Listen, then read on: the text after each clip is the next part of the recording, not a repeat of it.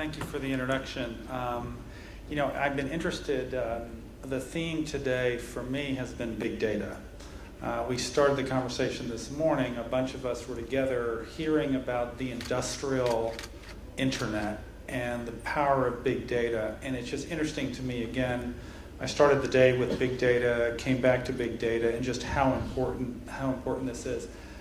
In the spirit of time, it says time's up. I will be very brief. So first, thank you panelists for the conversation. I missed the aviation security. I'd be curious to hear some of the highlights. But hearing on the supply chain side, I'm a former management consultant. I worked at Bain & Company for a bunch of years. So I'm always happy when I hear about operations research and big data and how you put this together. So again, thank you for the panelists. This is a very, very important sector to us. People heard me speak yesterday. The aerospace sector is the largest trade surplus that we have as a country. It's $76 billion. It is the sector that supports the most jobs, the export sector that supports the most jobs in the manufacturing sector, and it is therefore a sector that we really care about. I would ask all the panelists, and I was going to ask, but didn't want to take the conversation. I'm still fascinated by what we can do to help in this sector.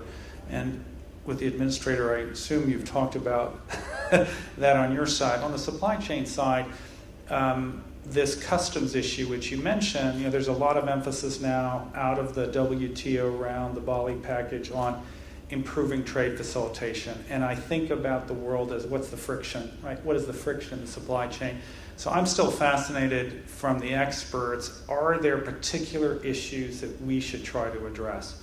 Because as I look at the growth in this region, right, if you look at the 12,000 airplanes which are expected, how parts will move into countries that might have less developed aerospace infrastructures, it remains a very interesting question to me, and if there's stuff we can do, we'd really appreciate it. Thank you for the comments about the International Trade Administration.